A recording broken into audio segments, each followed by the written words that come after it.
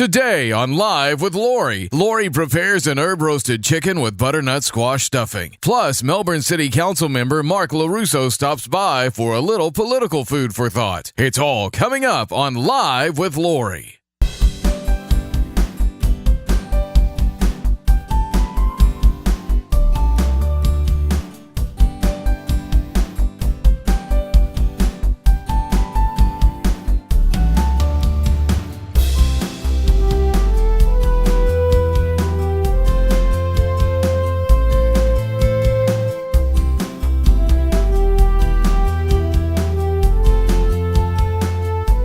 Hello, and welcome to Live with Lori, a cooking show where we serve up political food for thought.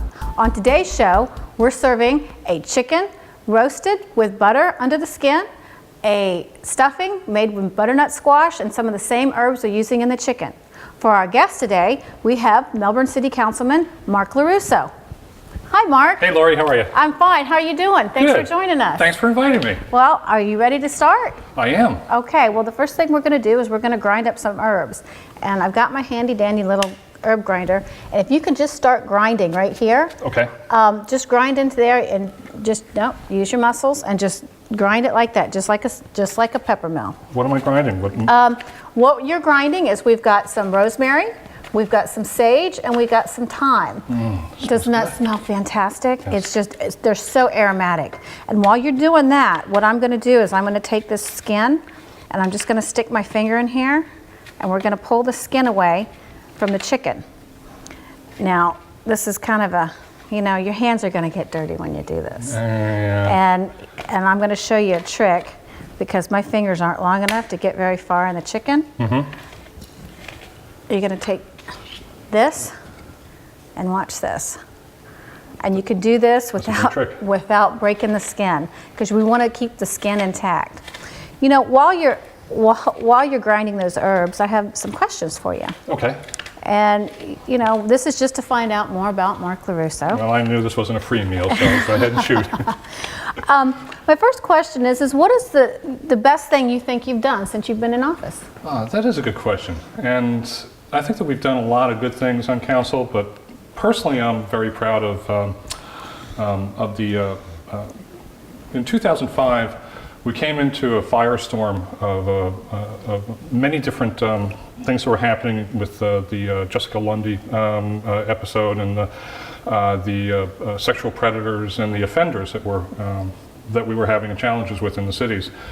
And what I had sponsored was an ordinance that would increase the registration and also to provide a single dedicated professional officer to monitor all the sexual predators and the offenders. That's a really good idea. It was actually a good friend of ours was called up to the Judicial Committee up in Tallahassee and was asked to testify on that very ordinance and what we did to increase registration within the city as well too.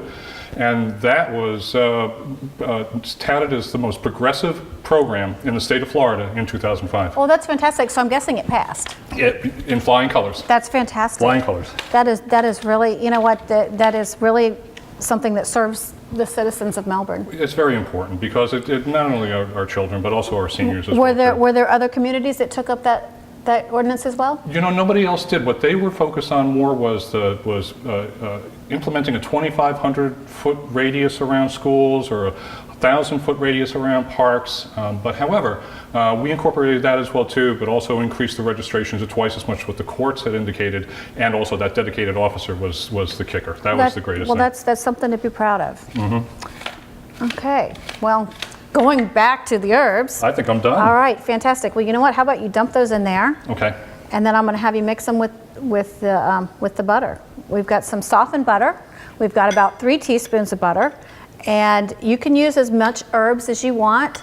I really recommend using fresh herbs because they're just going to give a brighter, cleaner flavor.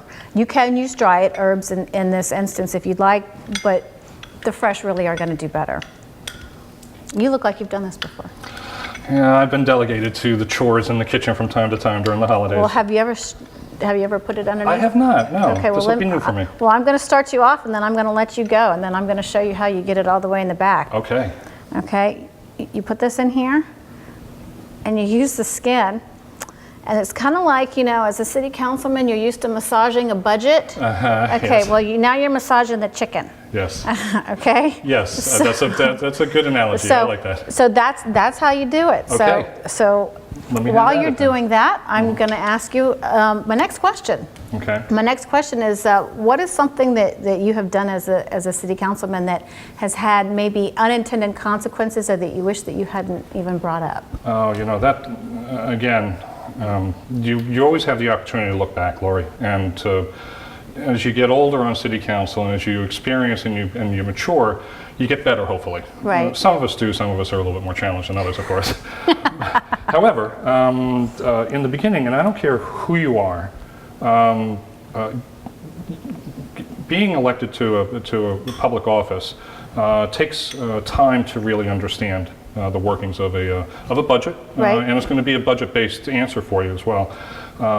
And all of the workings within the city, and as much as people want to go in and say, well, we should treat the government just like a business, well, it's good in theory, but oftentimes we don't. It's not something that you can apply to the program.